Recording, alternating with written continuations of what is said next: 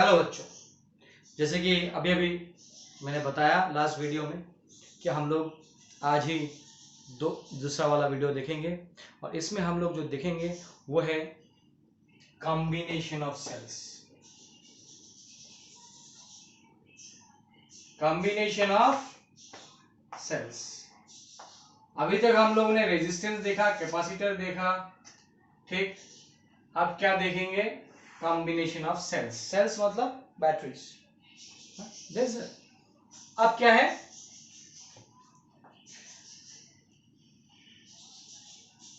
तो जैसे कि रेजिस्टेंस और कैपेसिटर का था उसी तरह इसमें भी series combination and parallel combination होगा। सीरीज कब होगा? जब the negative terminal of one battery और one cell is connected to the positive terminal of another battery or cell, then the two batteries are said to be connected, or the two cells are said to be connected in series. Parallel क्या है? When the positive terminal of all the cells are connected to one point and negative terminals of the cells are connected to other point, then the cells are connected in parallel. Third वाला ले लो ऐसा. So this is connected in parallel, this is connected in series. तो सबसे पहले तो हम लोग series वाला देखेंगे. सीरीज वाला में क्या इफेक्ट है? ठीक, सबसे पहले क्या देखेंगे? सीरीज वाला. तो मैं दो सेल लेके पहले करूंगा और फिर उसी के रिजल्ट को हम लोग बढ़ा देंगे for N number of cells के लिए. तो दो सेल्स लेके हम लोग करते हैं. पहले मान लो ये एक सेल है और ये एक सेल है, ठीक. थोड़ा गैप दे देता हूं. अच्छा, गैप तो देना है, साथ ही साथ सिर्फ सेल देने से नहीं होगा, उसका इंटरनल रेजिस्टेंस होगा. ये एक सेल है और इसका एक इंटरनल रेजिस्टेंस है और ये सेल जो है ये EMF1, ये EMF2, इसका इंटरनल रेजिस्टेंस R1, इसका इंटरनल रेजिस्टेंस R2, इसको A, इस पॉइंट को B और इस पॉइंट को C ले रहा हूं. ठीक. अब व्हाट इज VAB? VAB मतलब potential difference across this. Mind it, मान लो total current flowing in the circuit is I. इससे भी I जाएगा, इससे भी, बिकॉज ऐसा सर्किट जाएगा, करंट आएगा इधर से, because they are connected in series. Connected in series मतलब सेम करंट फ्लो होता जाएगा. ठीक. तो यहां हो जाएगा E1 माइनस IR1. ओके, पहले का. What is VBC? हो जाएगा E2 माइनस IR2. मुझे चाहिए what do you mean by combination of cells, resistance, capacitor, ताकि इन सब को, इस दो EMF है उसको अगर मैं एक EMF में कन्वर्ट करना चाहता हूं, मतलब ये दो EMF नहीं यूज करके अगर मैं सिंगल EMF यूज करना चाहता हूं और तब उस सिंगल EMF का नेट EMF क्या होगा फॉर द सेम रिजल्ट. ये सब मिलके मान लो I करंट फ्लो कर रहा है, तो मुझे I करंट फ्लो कर रहा है सर्किट में, ये दो EMF मिला के. तो मुझे चाहिए एक ऐसा EMF जो इन दोनों को रिप्लेस कर दे एक EMF से, उसका एक वैल्यू ही काफी है, और इन रेजिस्टेंस को भी, ऑब्वियसली इंटरनल रेजिस्टेंस को भी, ताकि वो single EMF I current flow करा पाए. या फिर इन सिंपल टर्म मुझे एक इक्विवेलेंट EMF चाहिए एंड इक्विवेलेंट, उसका इक्विवेलेंट इंटरनल रेजिस्टेंस चाहिए, दो को रिप्लेस करके एक करने के लिए. तो मान लो ये तो सिस्टम है, इस पूरे सिस्टम को रिप्लेस करूंगा एक EMF से और उसके एक इंटरनल रेजिस्टेंस से. बट इस एक EMF के अक्रॉस में ये A है, इसके अक्रॉस में ये C है, और तो इसके अक्रॉस में ये टर्मिनल पोटेंशियल VAC क्या हो गया? VAC का अगर मैं बात करूं तो VAC is the terminal potential across all the sets of EMFs. तो VAC को मैं लिख सकता हूं VAB प्लस VBC, है ना, लिख सकता हूं या नहीं? VAC को VAB प्लस VBC लिख सकता हूं या नहीं? तुम देखो ऐसे ऐसे भी देख सकते हो, VAB is VA minus VB and VBC VB minus VC. तो VAC which is VA minus VC कैसे आएगा? देखो VA minus VB plus VB minus VC, ये दोनों कैंसिल, तो मुझे मिला VA माइनस VC. इन दोनों को एडिशन करके मिलेगा. सिंपल मैथमेटिक्स है, फिर भी दिखाया मैंने तुम लोगों को. ठीक, VAB E1 minus IR1 plus E2 minus IR2. तो तुम देखो इसको लिख सकता हूं E1 plus E2 minus IR1 plus R2. तो ये मुझे मिल गया इक्विवेलेंट रेजिस्टेंस, ये मुझे मिल गया इक्विवेलेंट EMF, जो क्योंकि मुझे पता है टर्मिनल पोटेंशियल का रिलेशन E माइनस IR, तो मुझे इस फॉर्मेट में लिखना है. तो यहाँ पे जो भी है वो इक्विवेलेंट EMF दे रहा है, I के बाद जो भी है वो मुझे इक्विवेलेंट रेजिस्टेंस दे रहा है. तो तुम अगर देखोगे तो what is the equivalent EMF in this case?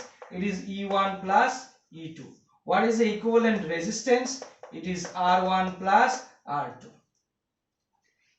ठीक, ये हो गया मेरा क्लियर. ये मैं निकाल के आ गया कि अगर सीरीज में है तो इन सब को रिप्लेस कर सकता हूं एक EMF.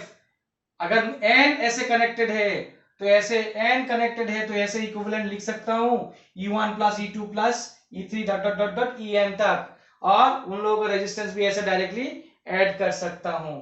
मतलब this things can be replaced, these things can be replaced by a single EMF which is E equivalent. This is R equivalent. ये A था, ये C था, where E equivalent is this, R equivalent is this, ये है. हो गया. अब इसको अगर मुझे n, if, यहां पे इसके बाद तुम लोग लिखोगे if n cells are connected,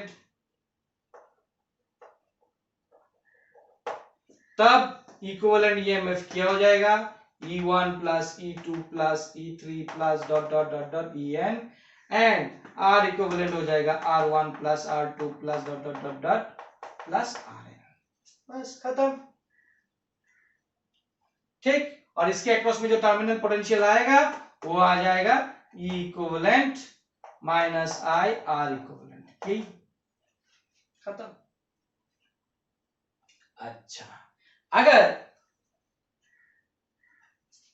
अगर फिर से if E1 equal to E2 equal to dot dot dot dot En equal to E and R1 equal to R2 equal to dot dot dot dot Rn equal to R, अगर ऐसा हुआ तो मेरा E equivalent क्या हो जाएगा? E equivalent हो जाएगा Ne n, अरे E इक्विवेलेंट क्या हो जाएगा? Ne, एंड मेरा R इक्विवेलेंट क्या हो जाएगा? Nr. अच्छा, तब कैसे क्या होगा? मतलब मैं एक दिखा दे रहा हूं कि सीरीज में ऐसे सेल्स कनेक्टेड है. इसका डायग्राम चाहो तो ऐसे बना लो, ऐसे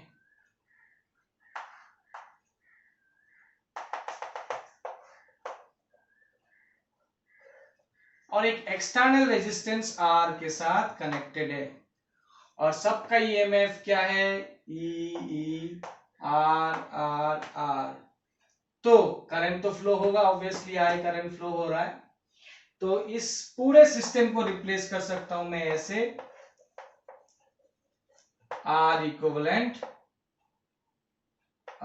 E इक्विवेलेंट और ये external resistance R. Okay, so what is the current flowing in the circuit? The current flowing in the circuit is net equivalent by R plus R equivalent, ये आएगा ना, हम लोगों ने थोड़ी देर पहले भी देखा था ऐसा, ठीक है ना।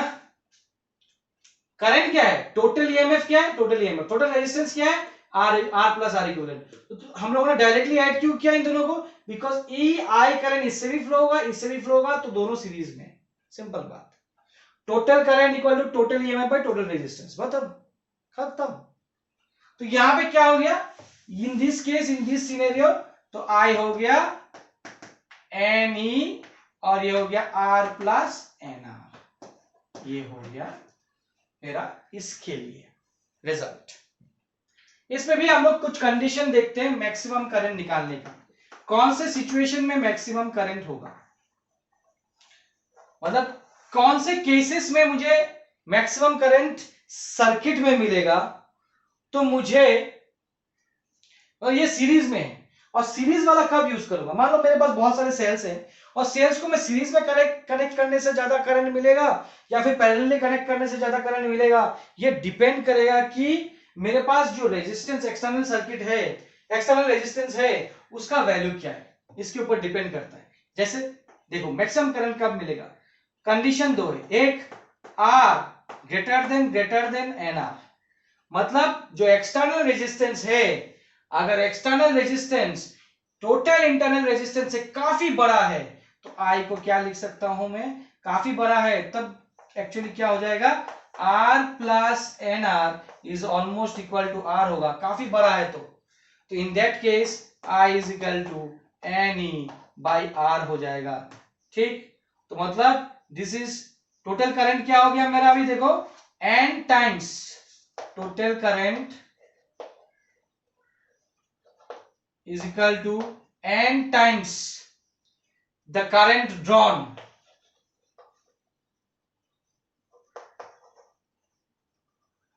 from each EMF, तो n टाइम्स मिलेगा, obviously this is the best condition. मतलब जब भी जो एक्सटर्नल रेजिस्टेंस काफी बड़ा है, total internal resistance of the EMF जो कि पहले से दिया रहेगा, तो मुझे ऐसे ईएमएफ को, एन ईएमएफ को सीरीज में ही कनेक्ट करना है, ठीक, यही बोला है। पैरेलल के लिए फिर से कंडीशन आएगा। सेकंड वाला देख लो कि अगर R is less than N R, तो R plus N R is almost equal to nr, तो I equal to ne by nr, nn cancel, that is the current given by each EMF, वो n times the current drawn from each EMF, ये current given by each EMF, obviously n हट गया है या नहीं, each EMF कितना current देगा और each EMF से कितना करंट ले सकता हूं, उसका n टाइम्स, ठीक। तो ऑब्वियसली ये वाला बड़ा है, मतलब जब कि इंटरनल रेजिस्टेंस काफी बड़ा होता है एक्सटर्नल रेजिस्टेंस से, तो सीरीज में कनेक्ट नहीं करना, बिकॉज मैक्सिमम करंट नहीं मिलेगा। चलो ये हो गया इसका कहानी। नेक्स्ट जाते हैं पैरेलल में। कौन सा, पैरेलल। ओ सीरीज पैरेलल तो बोला, पर मिक्स्ड भी है, जहां पे सीरीज भी है और पैरेलल भी है, ये भी देखिए। अच्छा पैरेलल में क्या होगा, मान लो दो लेता हूं,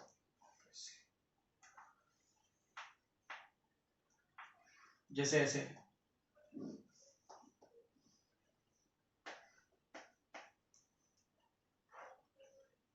ये मान लो I1 करंट दे रहा है, ये I2 करंट दे रहा है, बिकॉज सब अलग अलग करंट देंगे। अच्छा इंटरनल रेजिस्टेंस इसका R1, इसका इंटरनल रेजिस्टेंस R2, तो नेट करंट जो फ्लो हो रहा है वो है I1 I2 मिलके I हो रहा है, ठीक। इसके अक्रॉस में potential, but mind it they are connected in parallel. अगर कोई दो EMF is connected in parallel तो दे आर EMF क्या, या फिर कोई भी दो करंट एलिमेंट अगर कनेक्टेड इन पैरेलल है, ईएमएफ का बात नहीं है, रेजिस्टेंस हो कैपेसिटर हो जो भी हो, देयर पोटेंशियल्स आर सेम। ठीक, अच्छा एक चीज और ले ले रहा हूं। ठीक, तो VAB क्या होगा? VAB क्या होगा? VAB which is equal to V ले रहा हूं, it is E1 minus I1 R1, very good, and तो for cell 1 ऐसा लिख दो, for cell 1 ऐसा लिख सकता हूं, for cell 2 VAB equal to क्या हो जाएगा? V is equal to E2 minus I2 R2। हम लोगों ने लिख लिया ये फॉर सेल 2, ये लिख लिया, ठीक है ना। अब क्या है, मुझे ये भी पता है कि I equal to I1 plus I2, तो यहां से मैं कुछ I1 निकालना चाहता हूं। यहां से अगर मैं पहला इक्वेशन लेता हूं, इसको 2 इक्वेशन देता हूं, तो तुम देखो 1 इक्वेशन से V equal to E1 minus I1 R1, तो मैं लिख सकता हूं I1 R1 equal to E1 minus V और I1 equal to E1 minus V by R1। ठीक, सिमिलरली मैं इससे लिख सकता हूं I2 equal to E2 minus V by R2, लिख सकता हूं। I1 के लिए ऐसा लिख सकता हूं, तो I2 के लिए ये लिख सकता हूं। I want to rub this, ठीक, मैं डायग्राम मिटा रहा हूं और इधर देखो again I is equal to I1 plus I2। ठीक, मुझे I चाहिए, है ना, total current I।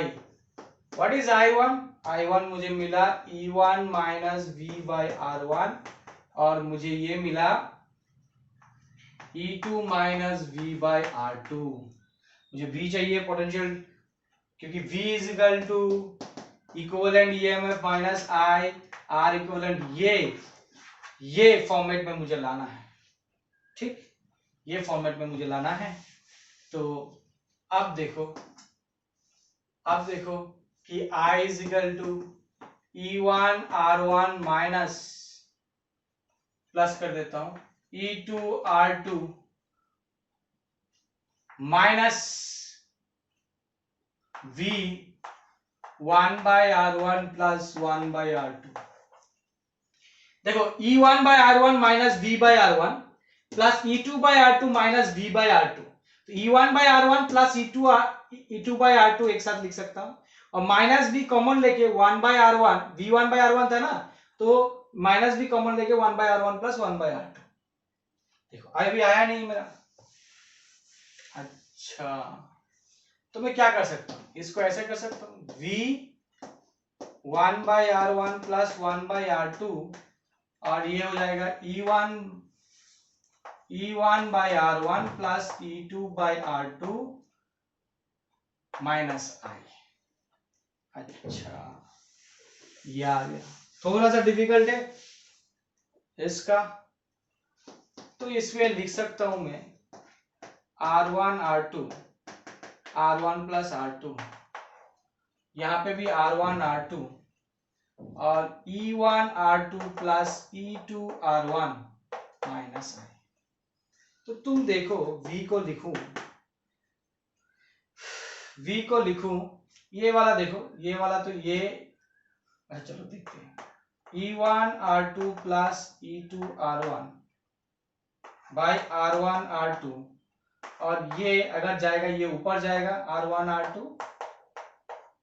Divided by R1 plus R2, ऐसा आएगा, माइनस इसका क्या आ जाएगा, ऐसे ही R1 R2 R1 plus R2, ऐसे आएगा। ठीक, तुम देखो ये कैंसिल हो, तो मतलब V क्या आ गया, V हो गया E1 R2 plus E2 R1 divided by R1 plus R2 minus I R1 R2। अच्छा, इसको हम लोग लिख सकते हैं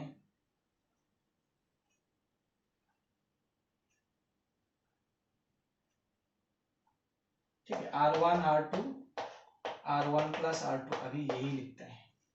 ठीक है, तो ये बेसिकली मुझे क्या मिला, इक्विवेलेंट ईएमएफ। देखो V is equal to E minus I R, यही मिला ना। तो मुझे ई इक्विवेलेंट क्या मिला, ई इक्विवेलेंट मिला E1 R2 plus E2 R1 divided by R1 plus R2। And what is R equivalent, R equivalent is R1 R2 by R1 plus R2। ये हो गया, ये हो गया E equivalent and R equivalent. तुम देखो इस R इक्विवेलेंट को ऐसे भी लिख सकता हूं, 1 by R equivalent equal to 1 by R1 plus 1 by R2। यही देगा, मतलब R equivalent equal to, ये चीज को मैं इस तरह लिख सकता हूं या नहीं? ठीक, तो बेसिकली पैरेलल कनेक्शन में देखो रेजिस्टेंस इस तरह ही कनेक्टेड, इस तरह ही ऐड होता है ना, इस तरह पैरेलल कनेक्शन में इस तरह हम लोग जोड़ते हैं, R equivalent निकालते हैं। बट ईएमएफ वाला थोड़ा कॉम्प्लिकेटेड आया, ईएमएफ वाला थोड़ा कॉम्प्लिकेटेड आया। देखता हूं इसको कुछ कर सकते हैं क्या।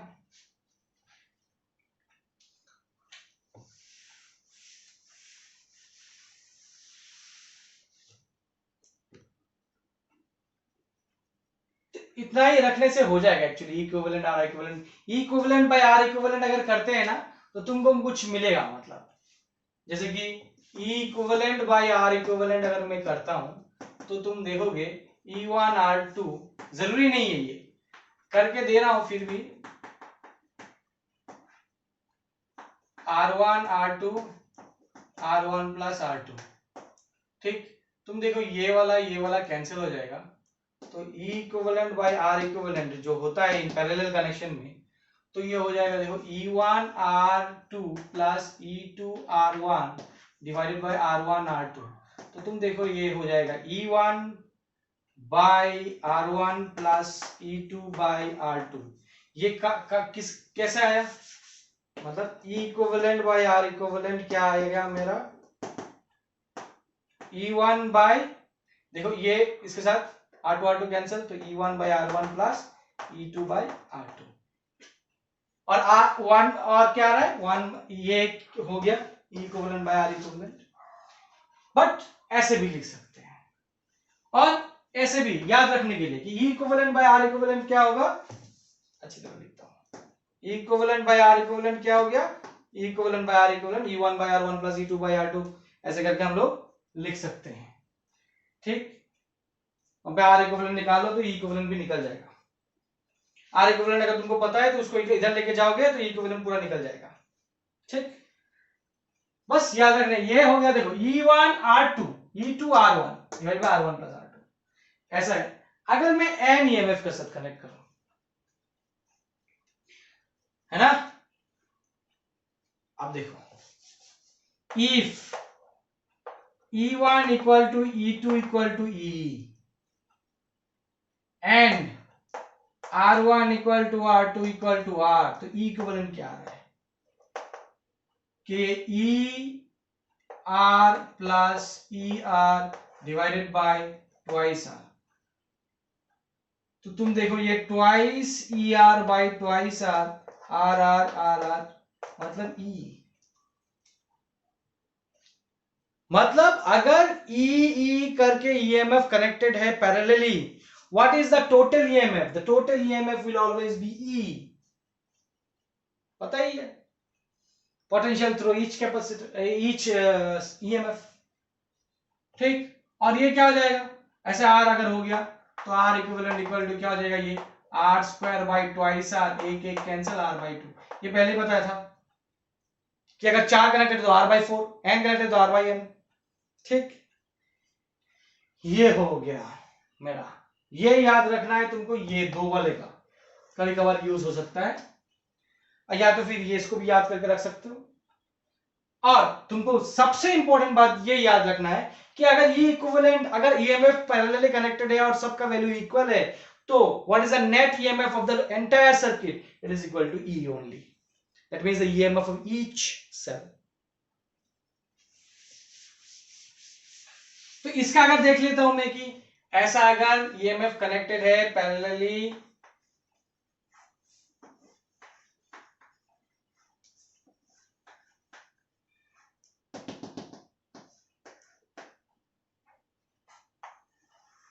the whole thing is connected to an external resistance R और ये E और ये N नंबर वाला ये R माइंड इट ये डॉट डॉट डॉट डॉट है ठीक। तो मुझे क्या मिलेगा? This can be replaced again this can be replaced with single equivalent EMF और ये R equivalent और ये E equivalent और ये है ना। तो what is the current? E equivalent equal to R equivalent plus R. तो what is the current? It is E और ये R by N plus R. R by N plus R.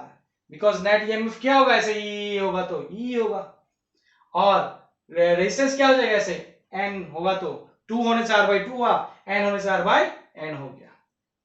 तो यहां पे देखते हैं मैक्सिमम करंट का condition. Maximum current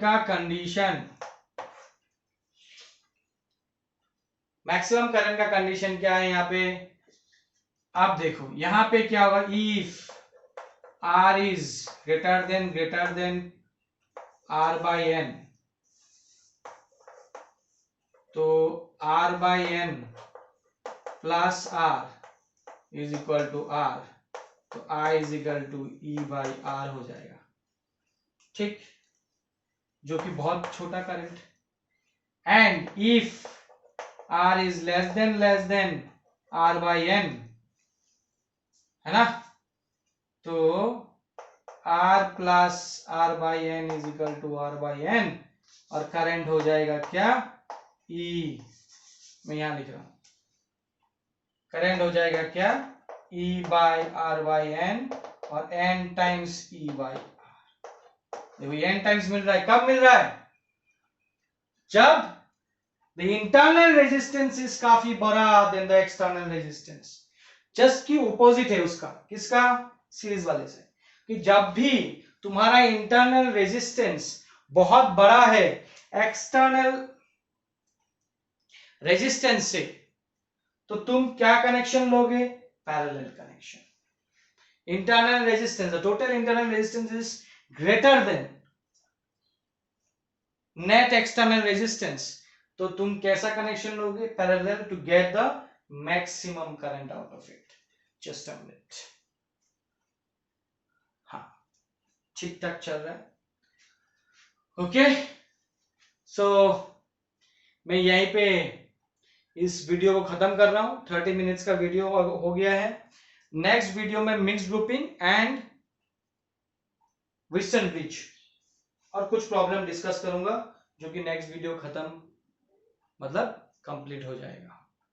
ठीक है, तो इस वीडियो के लिए और तुम्हारा टॉपिक कंप्लीट हो जाएगा मैं संडे के एग्जाम के लिए। तो इस वीडियो को यहीं समाप्त करते हैं। That's all for this video, thank you.